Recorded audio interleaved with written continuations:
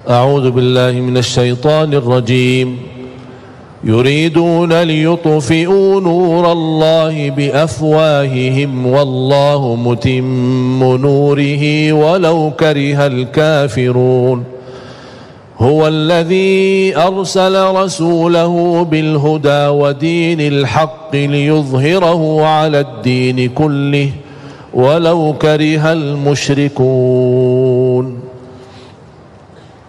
Allah Subhanahu wa ta'ala memberikan jaminan seberapapun upaya mulut mereka, perjuangan mereka, kekuatan mereka untuk membadamkan cahaya Islam pasti akan gagal,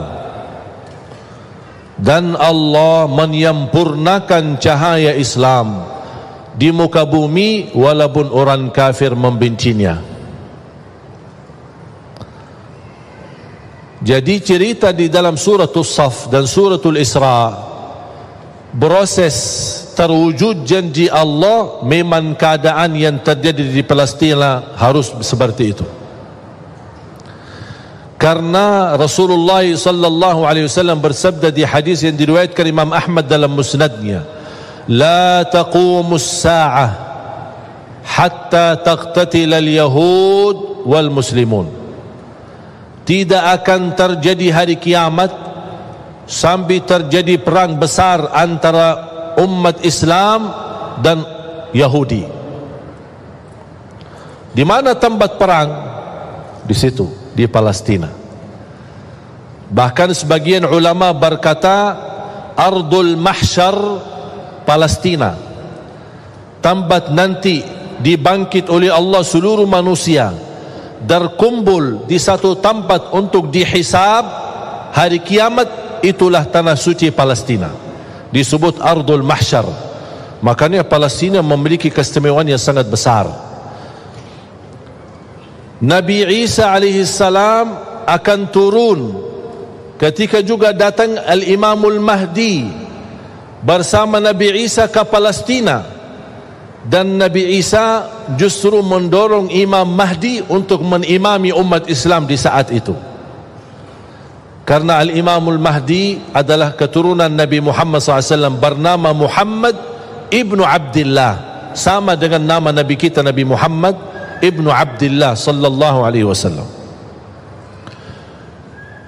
Berarti kalau akan terjadi perang besar, sampai kata Rasulullah SAW, hatta yakhtabi al-Yahudi, sampai orang Yahudi menyembunyikan dirinya, lari dari lapangan tamburan, takut menghadapi umat Islam, takut. Dia sembunyi di belakang pohon-pohon dan batu. Allah perintahkan pohon dan batu untuk berbicara.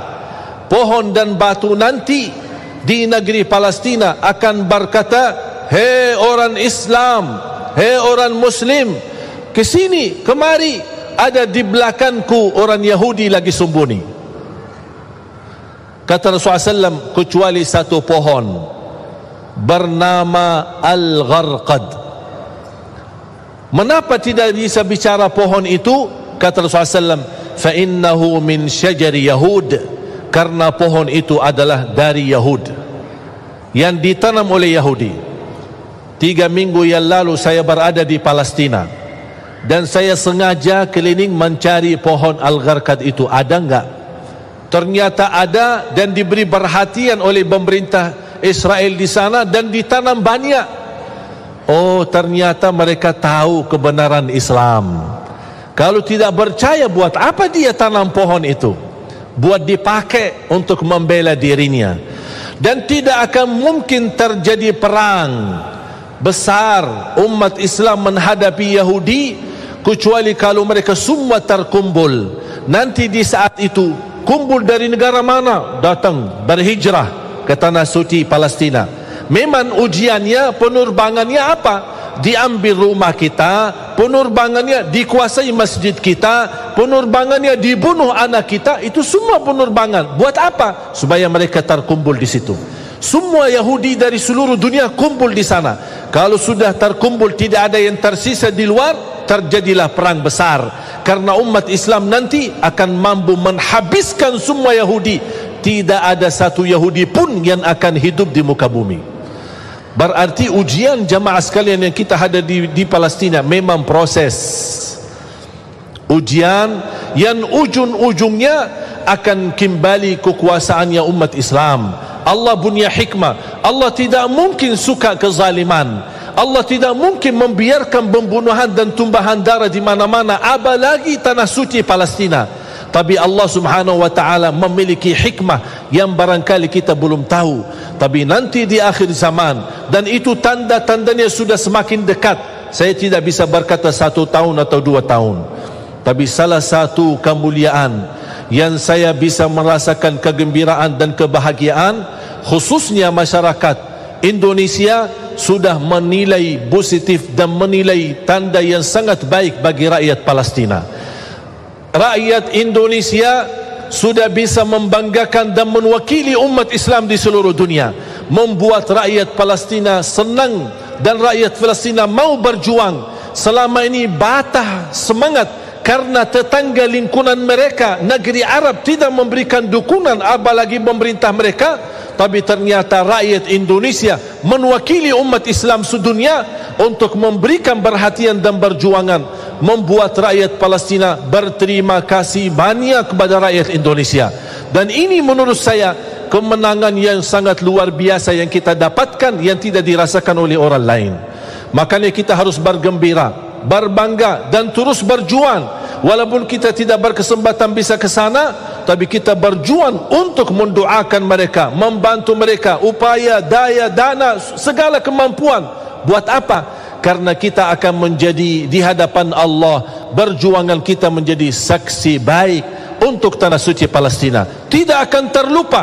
Ketika saya ke sana, saya menyebutkan diri saya bukan dari Madinah, tapi saya sebut diri saya dari Indonesia.